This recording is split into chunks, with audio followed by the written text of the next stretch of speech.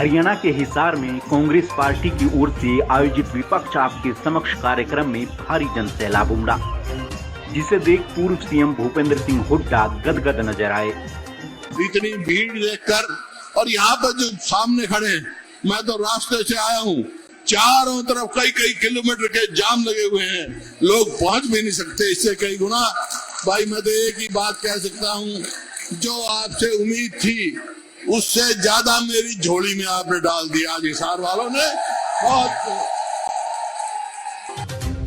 इस दौरान जनता को संबोधित करते हुए हुड्डा ने न केवल गठबंधन की सरकार पर निशाना साधा, बल्कि कांग्रेस के सत्ता में आने के दावों के साथ कई बड़ी घोषणाएं भी की। कि 2014 में जो मेरा हरियाणा प्रति व्यक्ति आय, प्रति व्यक्ति निवेश, नौकरी देने में, कानून व्यवस्था में पूरे देश में नंबर 1 था, आज मेरा देश किस चीज में नंबर 1 हो गया भाई? प्रदेश आज 9 साल में कहां पहुंच गए हम? आज हमारा प्रदेश नंबर 1 हो गया बेरोजगारी में, महंगाई में, अपराध में, भ्रष्टाचार में, और सरकार पर, हरियाणा पर कर्जे में। जैसे बताया 4.5 लाख करोड़ कर्जा है हमारे प्रदेश में। सारे आंकड़े सभी साथियों ने दिए आपके सामने। आज किसी भी वर्ग को देखो, किसी से बात कर लो आप, हर वर्ग इस सरकार से, मौजूदा सरकार से, बीजेपी जेजेपी से विमुख हो चुका है। आप किसी को देख लो, क्या परिस्थिति हो गई आज मेरे हरियाणा की।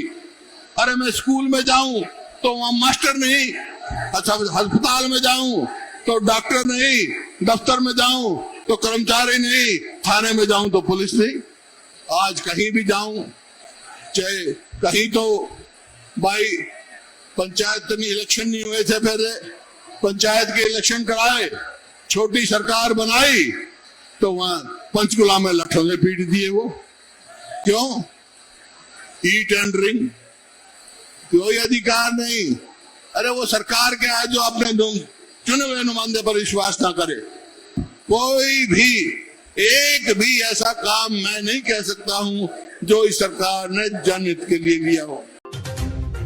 इससे पहले दीपेंद्र हुड्डा ने भी बीजेपी जेजेपी को घेरते हुए खूब खरी खोटी सुनाई और जनता से इस बार सरकार को बदलने की अपील की। एक कहता था 75 पार, दूसरा कहता था जमुना पार। इलेक्शन का नतीजा आते ही दोनों बन गए पक्के यार, और हरियाणा में बना दी भ्रष्ट सरकार। कहा कि 5100 पेंशन पे समझौता कर रहे हैं।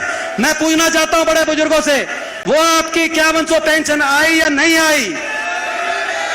5100 की पेंशन का समझौता नहीं था, हरियाणा को भ्रष्टाचार के भेंट चढ़ाने का समझौता था, भ्रष्टाचार का लाइसेंस लेने का समझौता था, लूट की छूट का समझौता था। जब महकमे बांटे गए तो इस आधार पे बांटे गए कि खुद की कमाई कैसे हो, इस आधार पे नहीं कि लोगों का काम कैसे हो।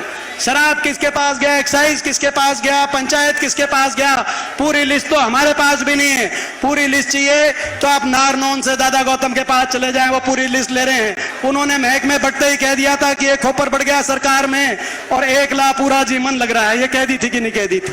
खिलाड़ियों के सम्मान में देश में जिस प्रदेश के उदाहरण दिए जाते थे, 750 खिलाड़ियों को सीधा भर्ती किया गया था, जिसमें भाई विजेंद्र बॉक्सर भी शामिल थे।